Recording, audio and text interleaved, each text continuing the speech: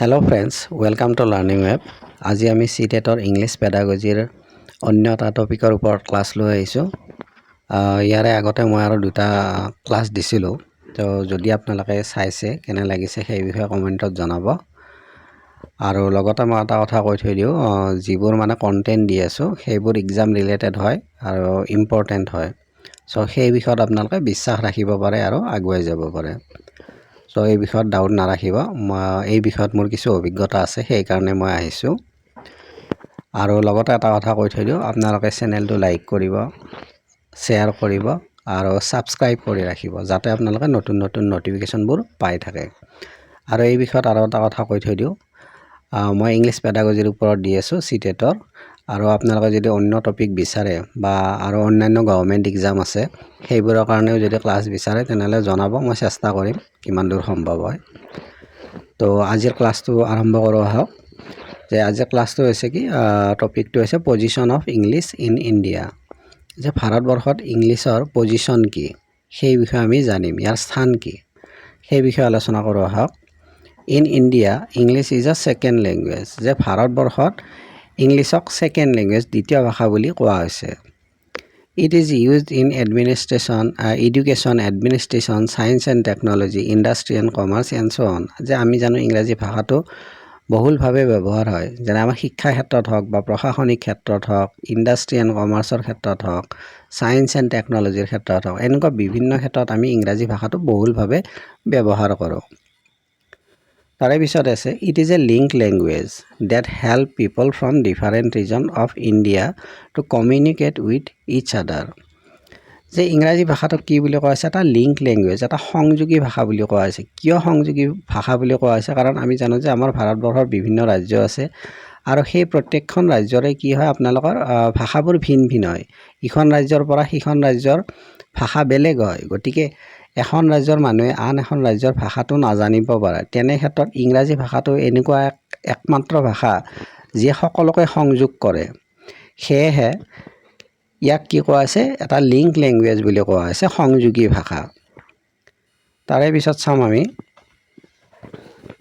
According to NCF 2005, যে national curriculum framework 2005ৰ মতে ইংৰাজী ভাষাটো কি হয় সেই বিষয়ত চাই লওক। As per the observation English is a second language. যে অবজাৰভেশ্যনৰ মতে ইংলিছ এটা কি হয়, ছেকেণ্ড লেংগুৱেজ, দ্বিতীয় ভাষা। আৰু কি কৈছে ইয়াত, in a multilingual country like India English is a global language. যে ভাৰতবৰ্ষৰ দৰে এখন বহুভাষিক দেশত ইংৰাজীক এটা গ্ল'বেল লেংগুৱেজ বুলি কোৱা হৈছে। আপোনালোকে এইটোত গুৰুত্ব দিব, এই দুইটাৰ পৰাই এক্সামত মানে কুৱেশ্যন আহে, মই চাইছোঁ আগতে। যে প্ৰথম কথাটো হৈছে, যদি আপোনালোকক সোধে as per the observation, observation মতে ইংলিছ কি আমাৰ ভাৰতবৰ্ষত, তেতিয়া কি হ'ব, ছেকেণ্ড লেংগুৱেজ হ'ব। আৰু যদি মাল্টিলিংগুৱেল কাণ্ট্ৰি বুলি সোধে তেতিয়া কি হ'ব, গ্ল'বেল লেংগুৱেজ হ'ব। এই দুটা পাৰ্থক্যৰ বিষয়ে আপোনালোকে মনত ৰাখিব। তাৰে পিছত আছে একৰ্ডিং টু ইণ্ডিয়ান কনষ্টিটিউশ্যন। যে ভাৰতীয় সংবিধান মতে ইংৰাজী ভাষাটোৰ বিশেষত্ব কি বা কি হিচাপে স্বীকৃতি পাইছে সেই বিষয়ে চাই লওঁ।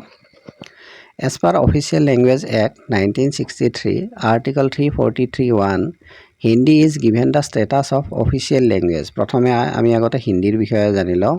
ইয়াত কি কৈছে, যিটো আমাৰ অফিচিয়েল লেংগুৱেজ এক্ট আছে 1963 আৰ্টিকল 343(1)ৰ অন্তৰ্গত হিন্দীক মানে অফিচিয়েল লেংগুৱেজ হিচাপে স্বীকৃতি দিয়া হৈছে। And in this act article 343(2) clearly mention English is associate official language.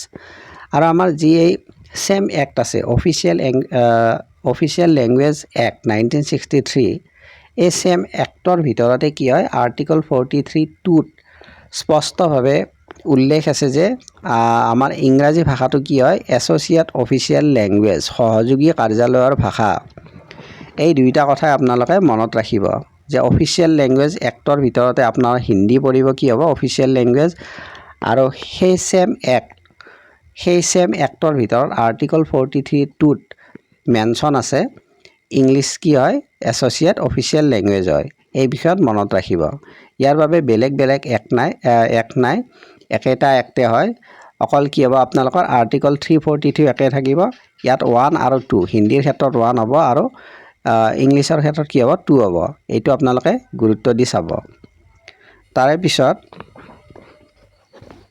Three language formula এটা থ্ৰী লেংগুৱেজ ফৰ্মুলাৰ বিষয়ে জানো আহক three language formula was given by Kothari commission in 1964-66 যে থ্ৰী লেংগুৱেজ ফৰ্মুলা কোনে দিছিলে কোঠাৰী কমিশ্যনে দিছিলে কেতিয়া দিছিলে 1964-66ত দিছিলে এটা কোঠাৰী কমিশ্যনে কি কৈছে এই থ্ৰী লেংগুৱেজ ফৰ্মুলাৰ বিষয়ে সেইটো জানি লওঁ ফাৰ্ষ্ট লেংগুৱেজ যে প্ৰথম ভাষা it will B the mother টাং অৰ ৰিজনেল লেংগুৱেজ যে প্ৰথম ভাষা কি হ'ব প্ৰথম ভাষা হ'ব মাতৃভাষা বা আঞ্চলিক ভাষা সেই বিষয়ে কোঠাৰী কমিশ্যনে কৈছিলে তাৰে পিছত আছে সেকেন্ড লেংগুৱেজ দ্বিতীয় ভাষা in Hindi speaking states it will B আদাৰ মডাৰ্ণ ইণ্ডিয়ান লেংগুৱেজ অৰ ইংলিছ যে কি কোৱা হৈছে হিন্দী স্পিকিং ষ্টেট যিবোৰ ৰাজ্যত হিন্দী কোৱা হয় সেইবোৰ ৰাজ্যত কি হ'ব দ্বিতীয় ভাষা হ'ব মডাৰ্ণ ইণ্ডিয়ান লেংগুৱেজ কোনো এটা মডাৰ্ণ ইণ্ডিয়ান লেংগুৱেজ হ'ব নতুবা কি হ'ব ইংলিছ হ'ব আৰু কি কৈছে in non Hindi speaking states it will be Hindi or English আৰু যিবোৰ ৰাজ্যত হিন্দী ভাষাৰ ব্যৱহাৰ নহয় বা হিন্দী ভাষা কোৱা নহয় সেইবোৰ ৰাজ্যত কি হ'ব দ্বিতীয় ভাষা হিন্দী হ'ব বা ইংলিছ হ'ব সেই বিষয়ে মনত ৰাখিব তাৰে পিছত আছে থাৰ্ড লেংগুৱেজ তৃতীয় ভাষা কি হ'ব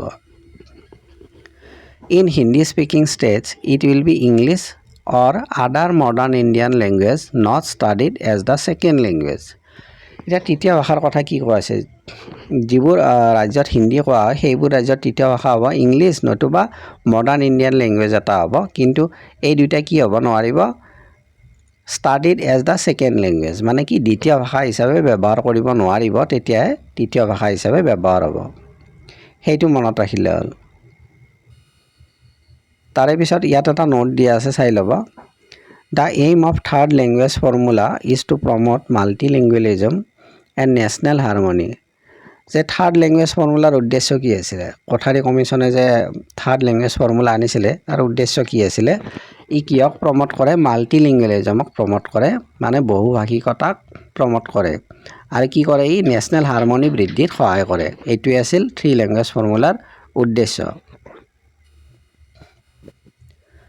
তাৰে পিছত আছে ইংলিছ সাউণ্ড সিস্টেম আমি সকলোৱে জানো যে প্ৰতিটো ভাষাৰ কি থাকে একোটা নিজা নিজা সাউণ্ড সিস্টেম থাকে আমি ইংৰাজী ভাষাটোৰ সাউণ্ড সিস্টেমৰ বিষয়ে জানো আহক there are 26 letters in English alphabet আমি সকলোৱে জানো যে ইংলিছ এলফাবেটত 26টা আখৰ আছে বাট দিছ 26 লেটাৰ্ছ প্ৰডিউচ 44 সাউণ্ডছ আৰু এই 26 যে লেটাৰ আছে এই 26 লেটাৰে কেইটা সাউণ্ড প্ৰডিউচ কৰে বুলি কৈছে 44 সাউণ্ড প্ৰডিউচ কৰে ইট ইজ কল্ড ফনিমছ আৰু ইয়াকে কি কোৱা হয় ফনিমছ বুলি কোৱা হয় phonemes are smallest unit of sound এই ফনিমবোৰ কি হয় স্মলেষ্ট ইউনিট অফ সাউণ্ড যে সাউণ্ডৰ কি হয় আটাইতকৈ ক্ষুদ্ৰ একক বুলি ক'ব পাৰি ফনিমছবোৰক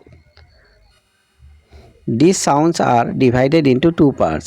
এই সাউণ্ডবোৰক আকৌ দুটা ভাগত ভাগ কৰা হয় 20 vowel sounds and 24 consonant sound.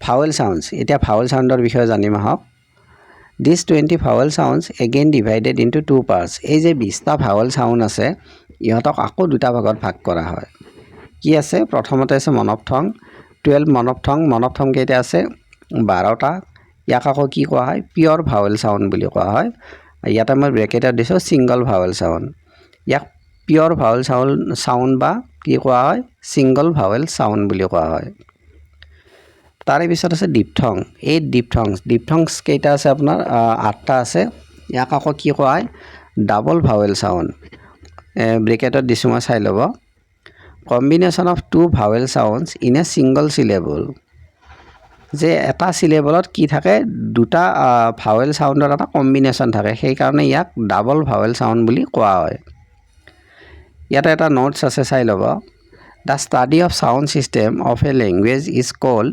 ফন'লজি যে ভাষাৰ অধ্যয়নক কি কোৱা হয় ফন'লজি বুলি কোৱা হয় আৰু ইমানতে সমাপ্তি হ'ল আজি ক্লাছটো এইখিনি আছিলে আশা কৰিছোঁ ক্লাছটো আপোনালোকৰ ভাল লাগিছে যদি ভাল লাগিছে ক্লাছটো আপোনালোকে কি কৰিব লাইক কৰিব শ্বেয়াৰ কৰিব আৰু চেনেলটো ছাবস্ক্ৰাইব কৰি ৰাখিব যাতে আপোনালোকে নটিফিকেশ্যনবোৰ পাই থাকে আৰু শেষত মই কথাটো ক'ম যে আপোনালোকে বিশ্বাস কৰিব পাৰে যে এক্সাম ৰিলেটেড টপিকবোৰ মই দিছোঁ আৰু ইয়াৰে পৰা আহিব চ' সেই বিষয়ত বিশ্বাস ৰাখিব ত' আজি ইমানতে এৰিছোঁ ধন্যবাদ